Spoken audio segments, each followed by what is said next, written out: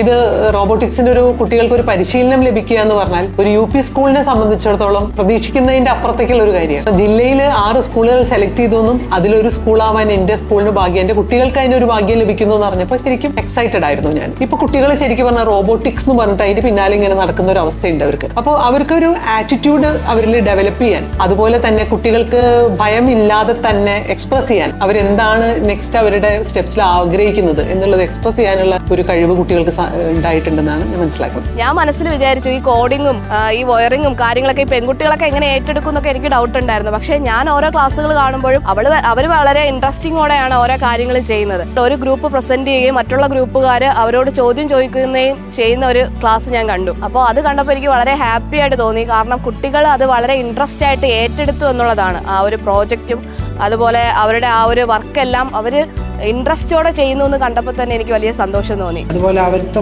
കുട്ടികൾക്ക് ഭയങ്കരമായിട്ട് ഒരു മടി എന്ന് പറയുന്നത് ഈ പ്രസന്റേഷൻ അതുപോലെ അങ്ങനത്തെ കാര്യങ്ങൾക്ക് ഭയങ്കര മടിയായിരുന്നു.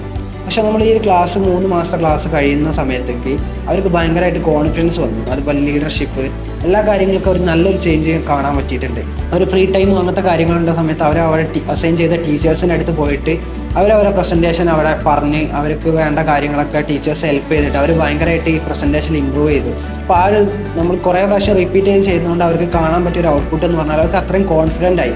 അവരെ കാര്യങ്ങൾ അത്രയും പഠിച്ച് കോൺഫിഡൻ്റ് ആയിട്ടാണ് പിന്നെ അവർ പ്രസൻറ്റേഷനിൽ നമ്മൾ കണ്ടിട്ടുള്ളത്. ടീച്ചേഴ്സ് ഭയങ്കര സപ്പോർട്ടായിരുന്നു. ഞങ്ങളെ പ്രസൻറ്റേഷൻ്റെ ഓരോ കാര്യത്തിനും ഓല് ഒപ്പം നിന്നിട്ടെല്ലാം പറഞ്ഞു തന്നെ എങ്ങനെ പറയണം, എങ്ങനെ നമുക്ക് ഭയങ്കര ഒരു സപ്പോർട്ട് ചെയ്യുന്നു. ഒരു നല്ലൊരു ഫ്രണ്ട്ലി അറ്റ്മോസ്ഫിയർ സ്കൂളിൽ കുട്ടികളും ടീച്ചേഴ്സിന്റെ ഇടയിൽ ഉണ്ടാക്കാൻ ഈ ഒരു ക്ലാസ് കൊണ്ട് സാധിച്ചിട്ടുണ്ട്.